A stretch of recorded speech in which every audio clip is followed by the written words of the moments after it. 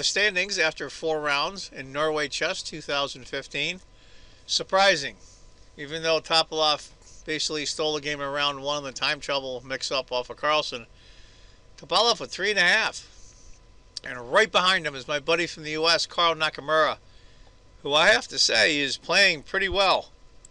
In an interview in St. Louis, Garry Kasparov said that he believes that Nakamura is probably playing the most consistently over the last few months. And coming from Kasparov, he's a pretty straightforward and blunt guy. Garry and Anand at 2.5. Caruana and Grishuk with 2, as well as Maxime Vachier-Lagrave with 2 as well. Aronian and Hammer, I love that name. John Ludwig Hammer with 1 each. And take a picture of this, folks. You're never going to see this again, I wouldn't think. After 4 rounds, Magnus Carlsen a 1/2 point. -3 in 4 rounds. Wow, wow, wow. Well, there it is, folks. We'll see how it goes. Tomorrow's a rest day. And on Sunday will be round 5. Had to make sure I got that right there. And we'll see if Carlsen can bounce back. Hi, folks. John Cordisco here. Wow, wow, and wow. A lot of amazing stuff going on in this tournament. Norway Chess 2015. It's the first in a series of tournaments called the Grand Chess Tour. This game, incredible. I'm going to kind of spoil it already for you. So, Magnus Carlsen is on the biggest slide he's ever had. I've never seen him get this beat up. A rematch from the World Championship as white, Vishy Anand from India, and black, current world champion Magnus Carlsen. It's amazing. Vishy is just playing great chess. Let's go through it. Anand is white, Carlsen is black. It's going to be a closed Ruy Lopez, so we'll go through the opening a little bit here. Pawn, typical stuff. Get the bishop, tuck it away in case the pawn comes up or this knight comes over. Castles, knight. Rook e1. b5. Bishop comes back to c2. Nice center for white there. I like that. Computer shows it, of course, as dead even. When I say dead even, 0.00. Bishop f8. Knight f1. Typical stuff. Rerouting the knight. You see that a lot in the Ruy. You just go around. g6. h3. Stop that really annoying pin that's right here. Bishop b7. Knight comes up. Knight b8. Interesting. He's rerouting the knight. Well, a couple of things. He's rerouting the knight to here. He really wants to open this up with the bishop. That's the whole idea. d4. Vishy strikes at the center right away. Knight. Think about the top grandmasters. Unlike us amateurs, we always take when there's a piece to be traded. And these guys like to leave the tension. Unless it's an advantage to them, do not trade. a4. c5. All these guys are in book, I have no doubt. d5. Temporarily blocking off that light squared bishop. We're going to see how it works out. c4. Clamping right down on the queen side. Carlsen is. Bishop g5. Now you're going to see that bishop plays a really key role. And look at all the pieces. Seriously. Queen can come up. These 3 pieces are all on the king side. Looks like they're starting to mill a little bit of an attack here. Bishop. Queen to d2. Now according to the computer, that's the last book move. Okay, let's take a look here. Backward pawn here, targets. See who has the weaker one.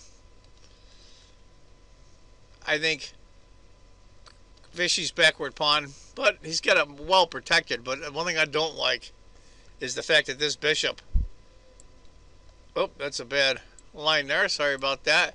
This bishop is getting blocked in by his own pawn. We'll see how that works out. Rook to b8. Rerouting the knight to h2.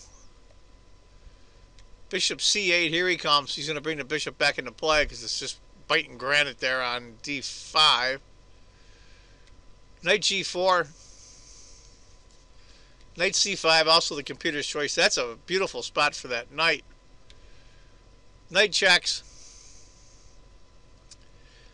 Close call. A takes b, I think, was the preferred move on the computer. Queen e2. But Vishy decided to check. Bishop takes, b takes, rook a2. Now, believe it or not, right now, black is up a pawn.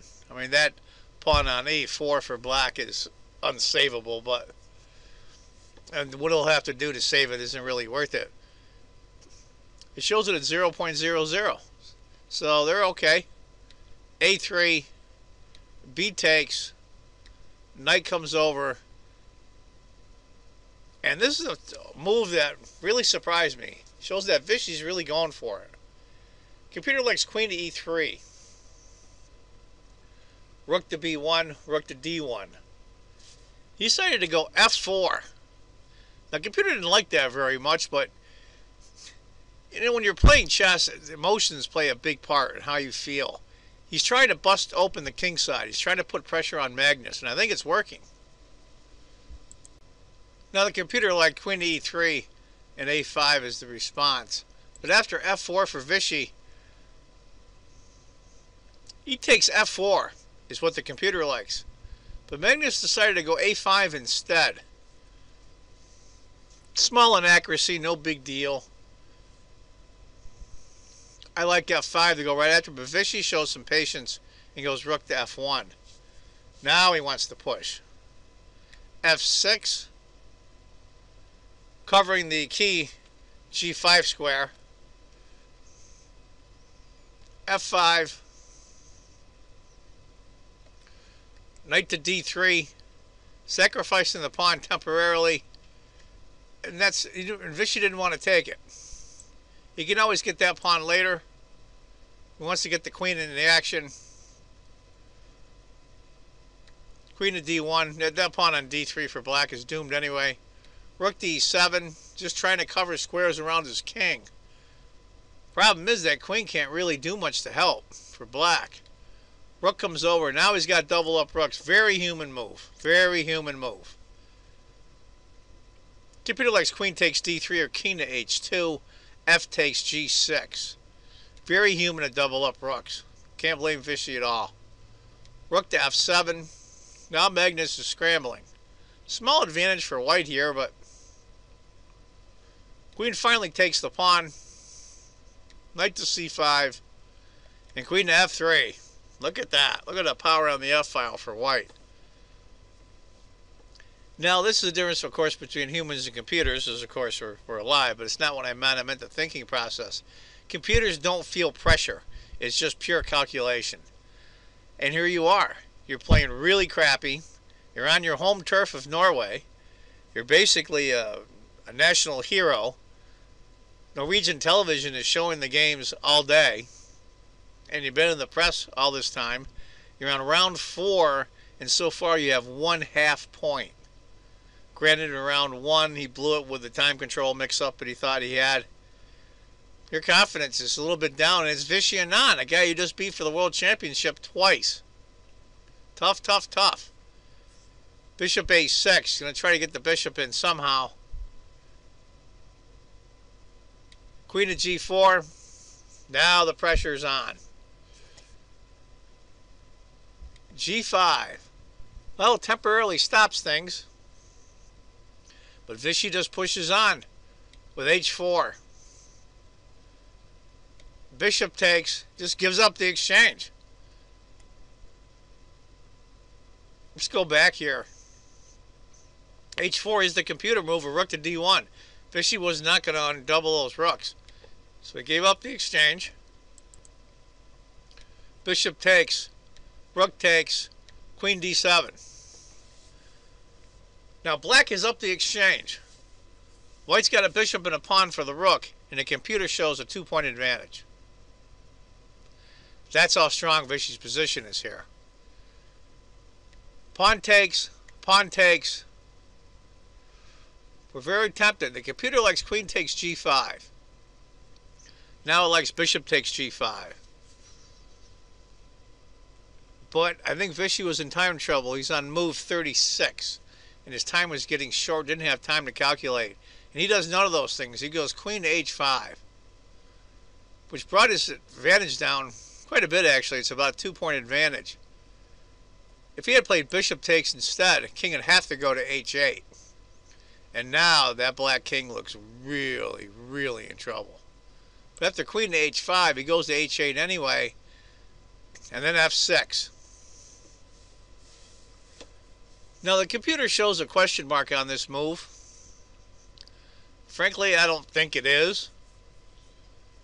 It's about the only move he could do, even according to the computer. It's funny how this computer works.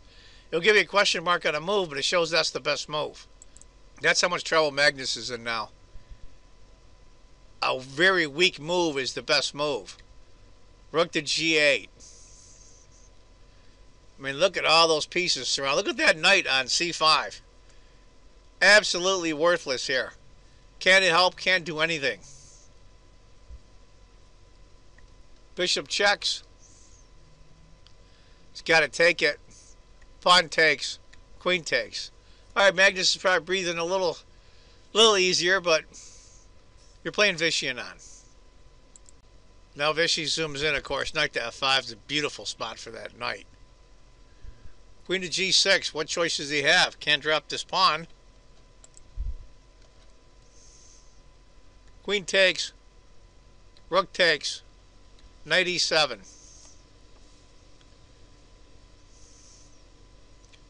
King to g7 is the best move, and that's what Magnus did. Knight takes e4.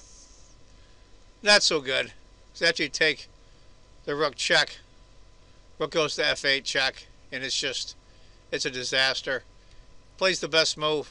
Even in the crappy situation, they still find the best moves. Knight takes the rook, of course. King takes. Rook comes down. Now that rook behind the pawns is just going to start gobbling them all up, especially the a pawn. a4, trying to hold on. c4. h5. Give you an idea, knight takes doesn't really do much. Because after rook to a8, you're pretty much doomed anyway. That a pawn's just going to run. After h5, king to f2. And that's where Magnus Carlsen, current world champion, having the worst tournament he's had in 10 years. And he's only 24 years old, I believe. Give you an idea, after g7, rook to f5, and you're just doomed. Absolutely doomed. Anyway, folks, there's a tough game for Magnus. Round 4 of Norway Chess 2015. I hope you enjoyed it. I want to thank all my views. I had some videos that really didn't see much views in the last month or so, and I noticed the numbers are up on this tournament. I want to thank all of you that viewed, and those of you that have subscribed, thank you very much. I appreciate it. And as I always say, if you think chess is just a game, you're not playing it right. Take care, folks. Bye-bye.